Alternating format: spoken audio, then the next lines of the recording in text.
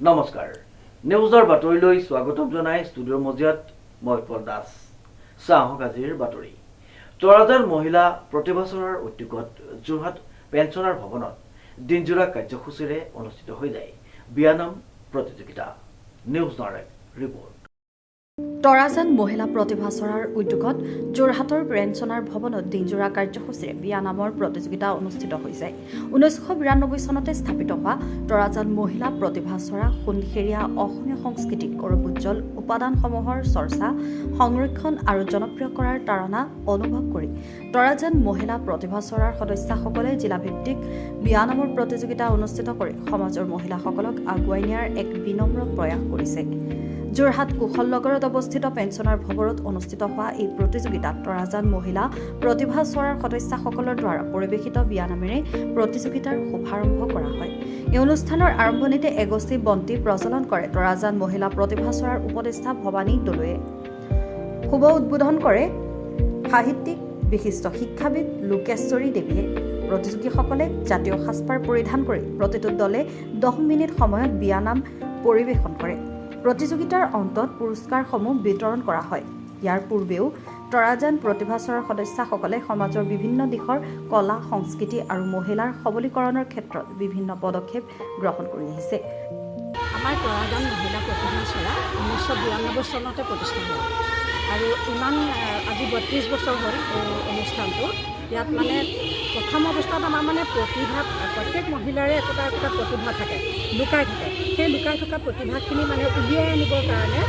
এই অনুষ্ঠানটো আচলতে মানে পতা হৈছিলে আৰু প্ৰথম সুমলা বাইদেউ সুমলা বৰদলৈ বাইদেউ প্ৰতিষ্ঠাপক সভানেত্ৰী আছিলে আৰু এতিয়া মানে আমি তেতিয়াৰে পৰা বিভিন্ন ধৰণে প্ৰতিযোগিতা বা বিভিন্ন ধৰণৰ আমাৰ তৰাজান মহিলা প্ৰতিভাচৰাই কাম কৰি গৈছে এইবাৰ আমাৰ অলপ আগৰ বয়সস্থ যিখিনি মানুহ সেইখিনি মানুহ হয় আমাৰ মাজৰ পৰা কিছুমান নাইকিয়া হৈ গৈছে বা নতুনকৈ এতিয়া নতুন এটা চাম উঠি আহিছে এনেকুৱা ধৰণে এতিয়া মানে আমি ভাবিলোঁ যে আমাৰ অসমীয়া সংস্কৃতিৰ এটা অমূল্য সম্পদ বিয়ানাম